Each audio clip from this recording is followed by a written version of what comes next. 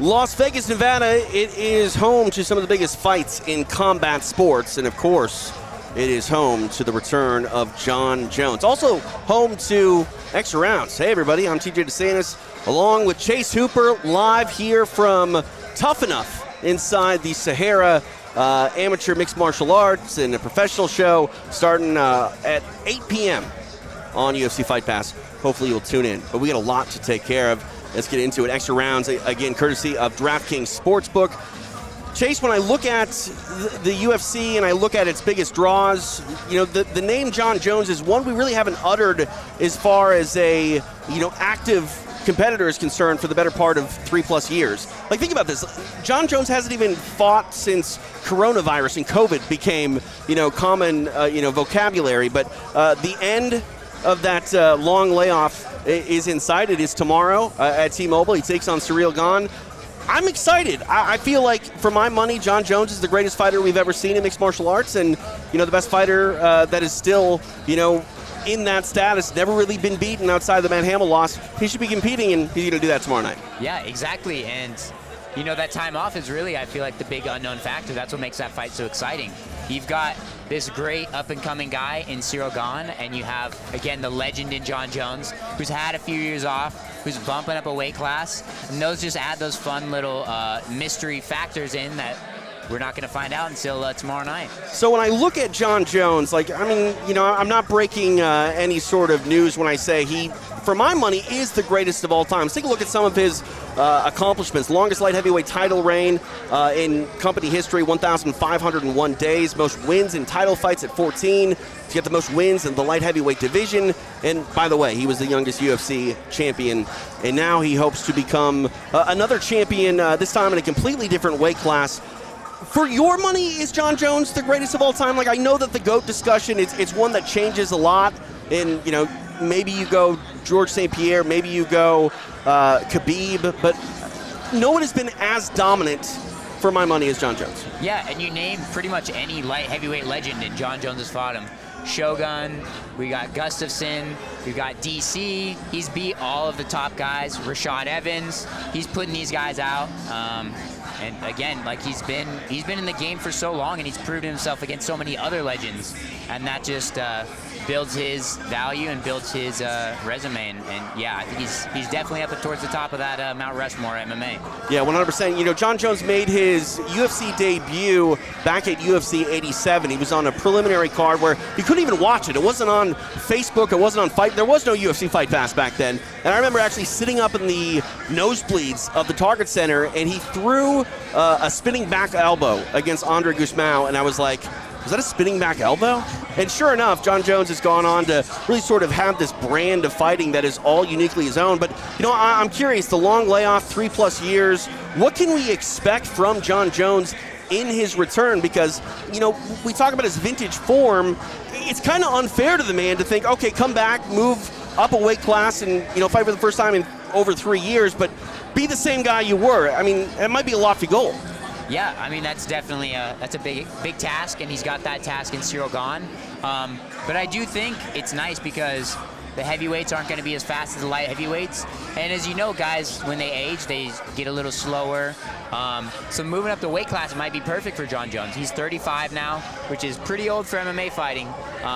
But again, like, the average age at heavyweight is a lot higher than the rest of the divisions. So these older guys are still able to keep up and still able to be in their prime as they move up the weight classes. They're still able to be super competitive, and I think we're going to see, I don't know about vintage Jon Jones, but, you know, hopefully he's added a couple new tricks in the past few years, and I think it'll be a great showing for him. You mentioned athletes slowing down as they get a little bit longer in the tooth. You know, moving up to heavyweight, he might be a little bit slower. He might be faster, you know, compared to, you know, his peers in that weight class. But one thing I will say, in the latter part of Jon's run at light heavyweight, he had some performances that, you know, drew the ire. You know, critics were given some ammunition. He was a lot more hittable than he was in his last few fights. He can't really afford to be hit, especially by someone like Gane. So do we have something to learn about Jon Jones as far as the durability factor is concerned in this new weight class? I don't know. I think, again, like, the speed factor might help Jon Jones as far as that goes. Like, these light heavyweight guys hit a lot faster than the heavyweights, but they still have that power. Obviously, Jon Jones can't get hit with any of these bombs from Gane. But I think that speed factor is going to help, and he's so long. Jon Jones is so good at what he does, so good at staying long.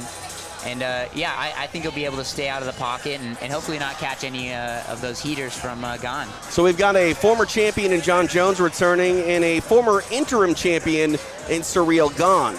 He was the 5th interim UFC heavyweight champion in company history. MMA record 11-1, finishing rate of 72%. And that is one thing that is interesting. We talk about how he was undefeated as a Muay Thai athlete. He's got 3 submissions as well. So no, just one-trick pony by any means is Ciryl Gane. When we look at this man, he's a very well-rounded mixed martial artist. But, similar to Jon Jones' rise where he became the quickest, youngest UFC champion in history, Ciryl Gane has come from this, Muay Thai fighter to well-rounded mixed martial artist to former interim champion, now trying to become the undisputed champion. He's, knocked down some pretty big lofty goals in his own right. Now that goal is to take out Jon Jones and, again, arguably be the first man to really beat Jon Bones Jones when you look at the Matt Hamill loss and the DQ factor. But, I'm curious, when you look at Ciryl Gane, this is the first heavyweight opponent for Jon Jones. Does Ciryl Gane benefit from that? I mean, he can test Jon, but at the same time, I don't know if it's necessarily his benefit. Buy or sell, does Ciryl Gane benefit from being the first opponent for Jon in the heavyweight division? That's a tough one. I'm really stuck on the fence with that one. I feel like, again, there's so many unknown factors. Yeah. But I think that benefits Gane. There's unknown factors for both guys. Jon doesn't know how he's going to perform at heavyweight, but neither does Gane. So that's the nice thing for both of them going into it, is nobody knows. There's still that mystery factor. I think that does benefit Gane. And being, again, one of the most well-rounded heavyweights that we've seen in recent years, he has a really good shot at, maybe trying to overwhelm Jones with the size difference. That's going to be a big adjustment. He's probably not going to give that, at least not that level of guy, up until the fight night. So, I think I'll buy that. One thing I look at when you just sort of break down the X's and O's of the fight is wrestling really is a factor here. Both men are exceptional strikers. Jon has that very sort of dynamic offense with the spinning attacks, the spinning elbows, spinning back fist, really deadly inside the clinch. But also Ciryl Gane being, a master of the 8 limbs in Muay Thai, he's a dynamic striker as well. But they're both good wrestlers. Now, when you look at it just on paper in the stylistic game of wrestling, I lean a bit towards Jon Jones, but that said, I'm doing so based on what I've seen from him in light heavyweight. Maybe Jon Jones gets that body lock on Ciryl Gane and goes, man, this is a horse of another color altogether. What do you think when those two men sort of, initiate that clinch and get into the grappling game? Are we going to see one, athlete's wrestling take over? I think if we see somebody's wrestling takeover, it's definitely going to be Jon Jones. Just that caliber of wrestling. Being a high-level collegiate wrestler, it's nothing to scoff at. And you see, he's a natural athlete. He's been in the game for so long. He's got so many tricks as far as the wrestling goes. And you saw his wrestling against Daniel Cormier, right. Olympic wrestler, and he was able to, hang with a guy of that caliber. I think he's going to definitely have the edge over Gane in the wrestling department. One thing I like, too, about Jon Jones in this fight is how he's conducted himself thus far throughout the week, the media obligations, the press conference. He seems fired up and motivated, which, I think that's hard to fake for a lot of guys. And for someone like Jon Jones, who is really open and candid about saying, I really learned a lot about myself as an athlete and I'm taking this more serious. It's one thing to talk to a fighter in their 20s like Jon was, early in the part of his career and, a young kid. And a lot of things, I don't want to say came easy to Jon Jones because look at the guys he beat. Lyoto Machida, Quentin Jackson, the list goes on and on and on. Those weren't easy wins by any means, but Jon didn't have a long road before he was already shining under the bright lights. Now, as a 35-year-old man, I got to believe that he's training and approaching combat sports much differently, much more educated, much smarter, and it's easy to see that along with that, he still loves this game, and maybe that time off was just what he needed in a roundabout way. Yeah, I agree 100%. And you see that with a lot of guys. They take a little bit of time off after they get burnt out, and then that hunger builds back up. I'm sure, the shot at a heavyweight title, going against, a super well-rounded guy in Gane, that's going to fire you up. You know it's not going to be a cakewalk. It's going to be a tough fight against a tough opponent in a new weight class, fighting for a new belt to try and cement yourself as the GOAT. A whole new division to try to get, again, like that belt in, secure that double champ status, and I think that ought to fire him up pretty good. It was interesting looking at the odds here. When this fight was first announced, it was Ciryl Gane that opened up as the favorite. That has switched significantly. Let's take a look at the odds courtesy of our friends over at DraftKings. Jon Jones, a minus 155 favorite. The comeback on the underdog, Ciryl Gane, is plus 135. 2 title fights, by the way, on this UFC 285 card. Valentina Shevchenko, a huge favorite over the challenger in Alexa Grasso. DraftKings Sportsbook is the official sports betting partner of the UFC. New customers can win $150 in bonus bets when you place your first bet of $5 or more. Download the app, use code Fight Pass, and get in on the action today. What are your thoughts on that line sort of adjustment? The fact that Ciryl Gane was the slight, albeit favorite, over Jon Jones. The bettors have spoken and have turned that line around significantly, but this is, I think, the first time that Jon Jones has ever opened as an underdog as far as, Jon Jones as we know him to be today. Yeah, I think a lot of the more casual fans forget who Jon Jones is, or they're really discounting all that time off. That makes him forget about all of his accomplishments, all of his achievements. But yeah, it's definitely wild to hear Jon Jones is the underdog, and makes sense now that it's kind of switched. I think a lot of people would take those bets. They're like, man, I think it's the other way. So, yeah, we're going to see Saturday night, though. But if you were ever going to bet against Jon Jones, I think that this might be the fight, because there are a lot of X factors, and the unknown is sort of what you try to predict and prognosticate as, a sharp MMA fan or sharp MMA bettor. And I'll tell you straight up right now, I'm going Ciryl Gane. Yeah, that's fun.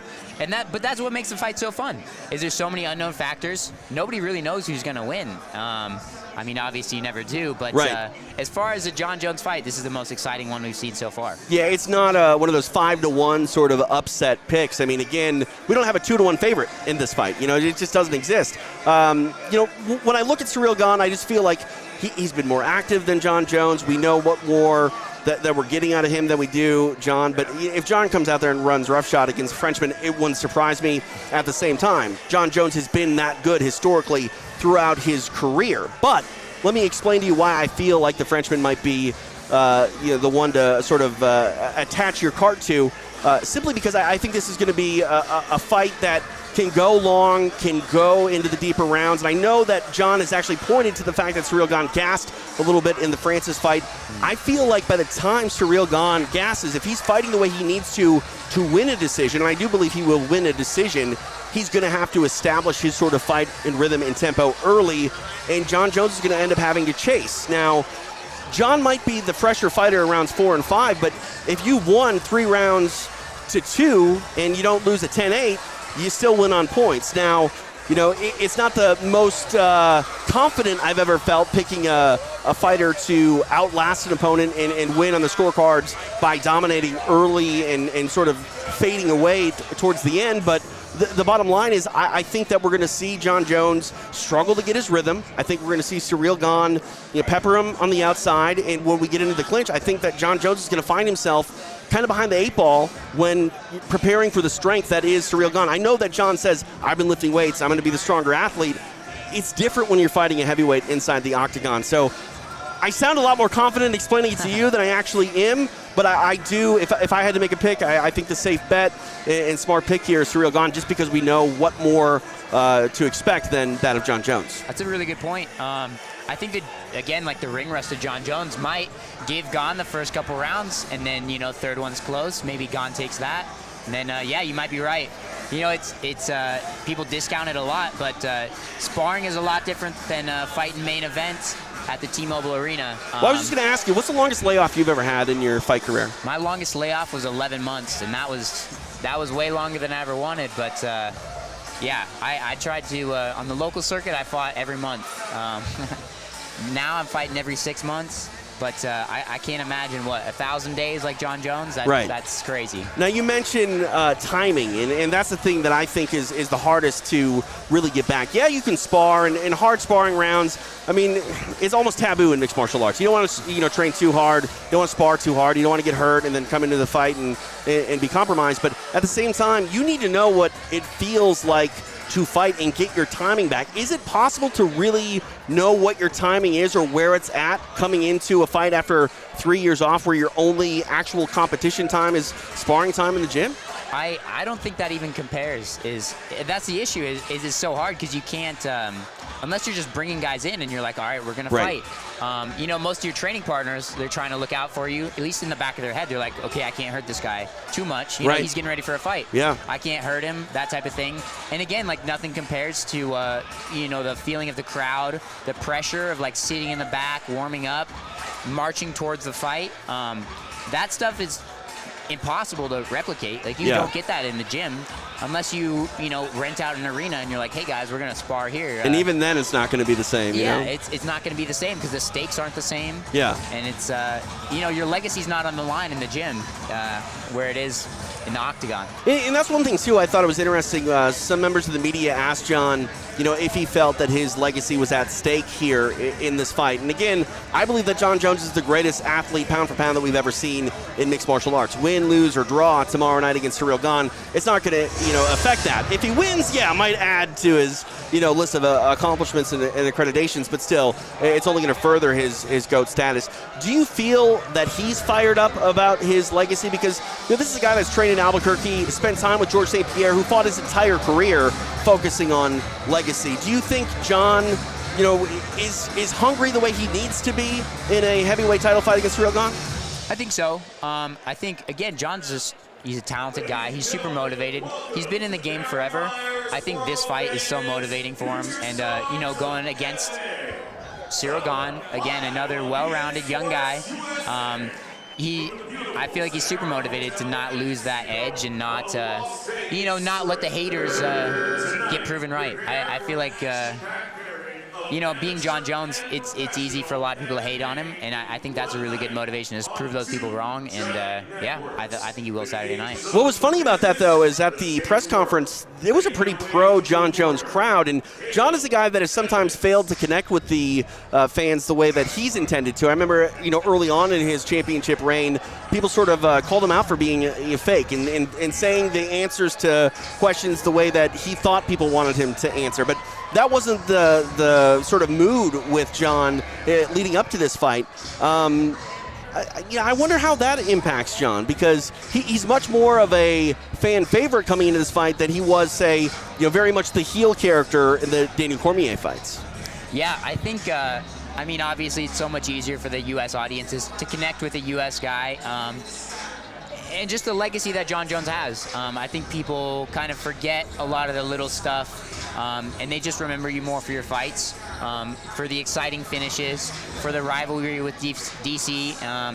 I just think, he's a legend, and people respect him for that. And, I think, they'll talk on the internet, but everybody's hyped to see John Jones fight. Whether they want him to win or lose, they're going to watch. One hell of an athlete he's been throughout his career, and we get to see the next chapter coming up tomorrow night here in Las Vegas. It is just one half of your championship doubleheader. UFC 285 will also see the return of Valentina Shevchenko. She defends her title against Alexa Grasso. Shevchenko has really been dominant throughout her flyweight run in the UFC, save for her last performance where she earned a split decision nod over Taila Santos, but don't let that fool you. She is a devastating, violent, and scientific striker, and really a well-rounded mixed martial artist. She takes on Alexa Grasso, who is a long-time strawweight, has moved up to 125 pounds, now finds herself competing for the division's top spot at 125 in just her 5th appearance. Take a look at the odds once again from DraftKings. No surprise here that Shevchenko is the huge favorite. Minus 600 for Shevchenko. The comeback on the Mexican Grasso, plus 450. When I look at this fight and what is at stake here for Valentina Shevchenko. She's an athlete that, is on that pound-for-pound list, is always very dominant. No one can really match her at 125 pounds. I mean, her only losses in the UFC are to, the bantamweight champion in Amanda Nunes. But that last fight against Taila Santos, one of the judges scored it for the Brazilian. Does Shevchenko have anything to prove in this fight? I know one performance doesn't necessarily have to do with another, but we're talking a lot about legacy. For Shevchenko, if she wants to climb up that, ranking list at, pound for pound, she's going to need a pretty dominant performance against someone that the odds makers believe that she's supposed to beat. Yeah, I mean, that's always the hard part, is the odds are always going to be in Shevchenko's favor. And, the fights are not always going to be as cut and dry as that, as we saw in the last one. I do think that everybody has, a rough time going against Shevchenko. She has this, aura about her. When girls fight her, it's, a lot of them, kind of like Nunes. You see these girls, getting ready, walking out, and they look like they're being marched to their execution. A lot of girls know going into these fights that it's a crazy matchup, it's a crazy tough fight, and I think Shevchenko's gonna put it on Saturday night. I think she's gonna get the win for sure. For Alexa Grasso, I mean, obviously, she can't think that way. She needs to believe in herself. She's a great fighter and has had success, at this new weight class, but she has yet to fight someone the likes of Valentina Shevchenko. How do you combat that sort of, being led to slaughter, if you will, march to the octagon? Because, she has to believe that she's the baddest woman on the planet, but it's hard to do when everyone is telling you constantly you're fighting the greatest woman to ever do it at 125. Yeah, I think that's always a lot easier said than done.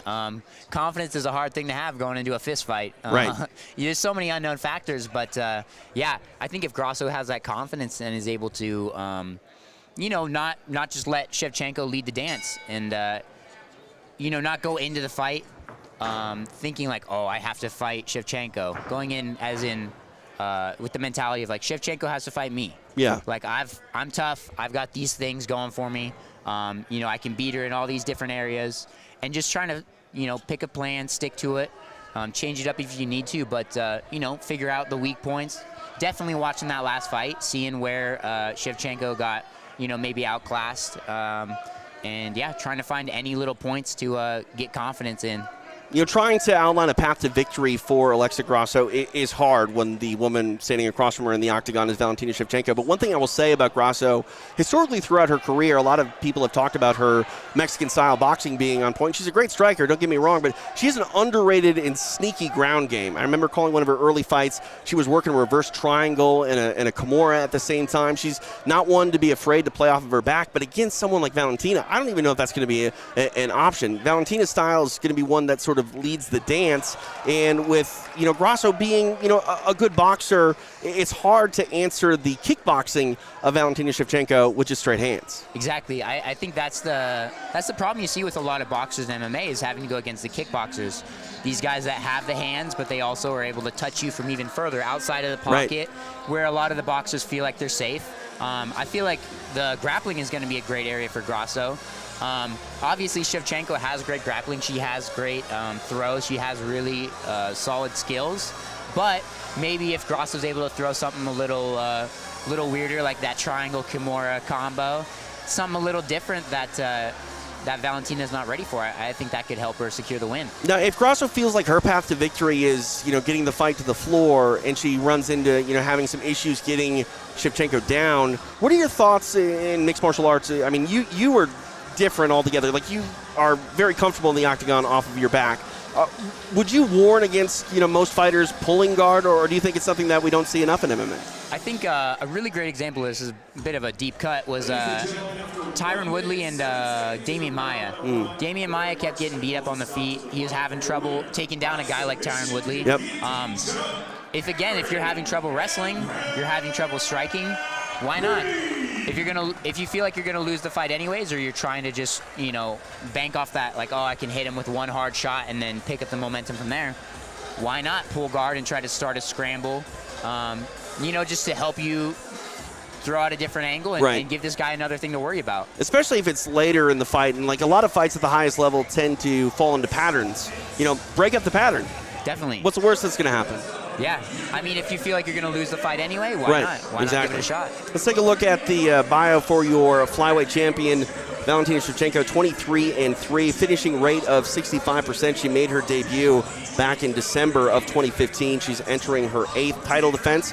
Opposite is Alexa Grasso. She is an athlete that's been in the UFC for quite a while. November 2016 is when she made her debut. Flyweight record, flawless at 4-0, and she started her MMA career at 9-0. We will see what happens, but again, long odds for the Mexican Grasso, plus 450 from our friends over there at DraftKings. Again, Valentina Shevchenko, minus 600. She's a very favored champion, but not quite as favored as the middleweight prospect who's making his official UFC debut.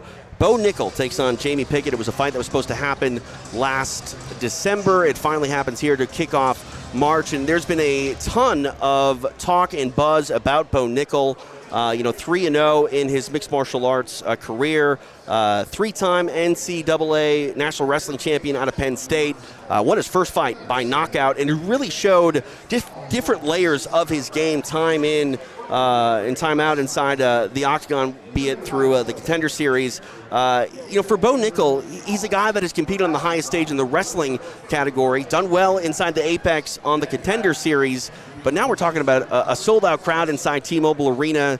Again, he's had success on very big stages in combat sports, but what is that going to be like for Bo Nickal to make that walk? Do you think he's going to be rattled at all and have those octagon jitters? I think Bo Nickal's a world-class athlete. Obviously, we can see that. I think definitely he's going to have some jitters. I think that's probably why he's part of the reason why he's doing MMA. Is it's a way to expand his career, expand his resume as far as combat sports goes. And it's exciting. It's got to be way more exciting to him than, to continue wrestling. To try something that's new, that, you're not the number one guy at. You got to fight your way up to the top. And, it's hard to go into a fight and not have jitters, not be scared. But he's a world-class competitor. He's done this a lot of different times, but MMA is a lot different. And, it's never fun to get punched in the face, so I think that'll always give you a little bit of jitters going into it. There's that old saying, if you take a black belt, you punch him in the face, it becomes a brown belt, and then a purple belt, and then a blue belt. Yeah. What about that equivalent in wrestling? I don't think so. I don't think you go from an NCAA wrestling champion to a runner-up to a third place. It doesn't work that way. But, Bo Nickal, I think, mentally headstrong, to wrestle at the high level that he's had to, he has to be mentally strong, and it's going to be hard, I think, for anybody to sort of, get him off his game and be rattled. But if you're Bo Nickal, how do you look at those odds, minus 1,400, and be like, man, they're kind of setting me up to fail here. Like, I'm supposed to smash this dude. Do you feel like he has to go out there and do it with style points? Does he feel that? I'm sure a little bit. I don't think Bo Nickal's discounting Jamie Pickett as much as the odd makers are. I think he knows, again, like a veteran guy, this guy who's had so many fights in UFC against Bo Nickal, who's 3-0. That's a huge, division on its own, is just that experience gap. And, we'll see if the crowd starts to bother Bo, or if, he'll get that win on Saturday night. And that's the thing, too, when you look at Bo, like, where do you go from here? Because, there are guys that have fought, 20-plus fight careers in the UFC that never made it to a UFC pay-per-view main card. He gets to do it in his first fight. Like, he's going to be a guy that is visible throughout his progression, but does he have to tell everyone? Is it on him to say, slow your roll a little bit? Because that's not the type of athlete or competitor that Bo Nickal is. Like, if you gave him an opportunity to fight for the title tomorrow, he'd take it. I think that's the way the sport goes. You take the opportunities you can get. You fight as hard as you can, and the winner's going to take all. I'm so excited to have Bo at middleweight. We don't have a ton of great wrestlers. Right. We're going to have, hopefully, Hamzat at 85. We'll see how that works out. I'd love to see those two go at it someday. They've already talked about that. It's crazy how much buzz and chatter Bo Nickal's getting. Not even one fight into his UFC run yet. Yeah, that's a crazy amount of hype, but I think he's going to live up to it. Yeah, we'll see what happens. It is the long-anticipated Octagon debut of Bo Nickal tomorrow night here in Las Vegas. One thing I want to hit on the way out here before we get to the door is walkout songs. I love walkout songs, and I feel personally that when you do it right, an athlete will find a song that says something about them, and they will use that throughout their career. Like Matt Hughes with "The Country Boy Can't Survive" and things like that. A lot of athletes change it up. Do you change it up? Do you stick with one? I have a superstition. Fighters are very superstitious. Like everybody goes into the fights with some weird thing that they always do. I always let my coach pick. Let your coach pick? Yeah, I let him pick for my first fight. That could be dangerous. That's trust right there, my friend. I trust his choice. I trust his music taste. I've heard all the songs before, but you're lucky you're not walking out to a Baby Shark or something like that, Yeah, we've had some guys walk out to some heinous music, some pretty funny ones. But I don't know. Maybe I'll find my iconic one here pretty quick. Never know. For Jon Jones, he's talked about, coming out to the Champions here. He's used that throughout his walks. But, for me, I remember when he fought Shogun Rua. It was in Newark, I believe, in New Jersey, in the shadow of the Empire State where Jon is from, and he came out to Empire State of Mind. I loved it. I thought it was fitting. I just wish he would go back to it, But as far as iconic walkout songs, nobody can ever discount Uriah. California Love's iconic. Oh, yeah. I was there for his Peter Yan fight. That walkout song got me so amped up. Just so iconic. And it's such a great marketing tool. Great walkout song will get everybody in the whole room amped up for a fight. What is it going to be like when he makes the walk, Jon Jones, tomorrow night inside T-Mobile? It's, hyperbolic to say this, but it's going to feel like the roof is about to cave in. I think it's going to be insane. Yeah, it's going to be a great night. I'm happy that I'll be able to get to witness it in person. It's going to be a moment of history in the combat sports world. Because you're hanging out, right? You're going to do extra rounds tomorrow night? As long as you guys let me. Yeah, no, absolutely. We need star power around here. I think you're going to be joining me as well as Vanessa Demopoulos. If you haven't noticed, behind us, there's live cage fights going on right now. Tough Enough 130. It's the undercard right now. I want to show you what's going on here tonight on UFC Fight Pass. A lot of action is headed your way.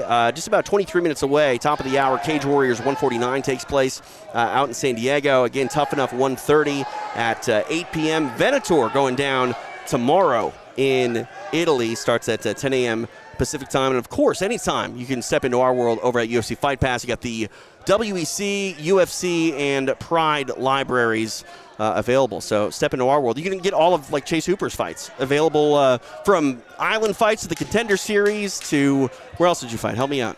Island Fights, CFFC. There you go, CFFC. Titan. Yeah, everywhere. Everywhere. Contender. Yeah, you're of that first sort of generation that was able to sort of grow up on Fight Pass. You were someone that came up through the Contender Series and had a developmental contract. I love where we're at right now with UFC Fight Pass and just the way that these athletes and stars can become exactly that, stars, by fighting on shows like the one that's literally taking place behind us. And that's the fun thing is you don't know. Somebody on this card could be a UFC champ someday. The next Jon Jones might be right there. And you're going to be able to go back in time after and watch this fight, watch them fighting on the local circuit. And that's the great thing is you're able to see these people progress through their career from the very start all the way up to the top. So step into our world, right? Sign up right now. UFC Fight Pass. So check it out. All right, I will see you tomorrow inside T-Mobile. Sounds great. Thanks for hanging out. All right, one thing to do before we get out of here, a brand new segment we have started called MMA Math, outlining the paths to victory for both athletes in our main event. It's hosted by one of the best in the business. That is Dean Thomas, and he's got it for you now. It's MMA Math right here on Extra Rounds from UFC Fight Pass. On Saturday night, the UFC sets up shop in T-Mobile Arena for the first Las Vegas pay-per-view of 2023. In your main event, a pair of former champions will clash with the top spot in combat sports hanging in the balance, as former UFC light heavyweight champion Jon Jones takes on the former interim champion Ciryl Gane for the UFC heavyweight championship of the world.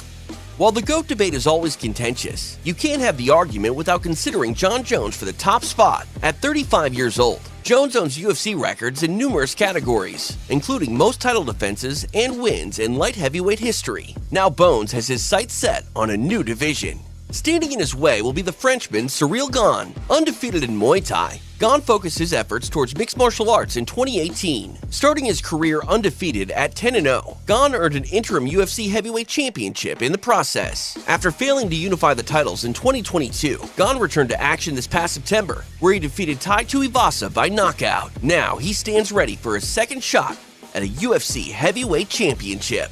Coming up next, Dean Thomas breaks down the main event of UFC 285 as John Bones Jones battles Gane, Surreal Gane. This is MMA Math on UFC Fight Pass. What's up, y'all? MMA Math brought to you by UFC Fight Pass, hosted by your boy Dean Thomas. All right, UFC 285 right around the corner, and we've waited 3 years for this moment, the return of Jon Jones. Not only just a return, but he's coming back as a heavyweight. Now, as Jon Jones makes his return, he's taking on a new breed of heavyweight, the interim champion hailing from France, Ciryl Gane. Now, what makes this fight so interesting are the questions that will hopefully be answered. But the most important question is, how will Jon Jones look as a heavyweight? Not only have we not ever seen him fight as a heavyweight, but this is also a different kind of heavyweight. Ciryl Gane moves better than any light heavyweight that Jon Jones has faced.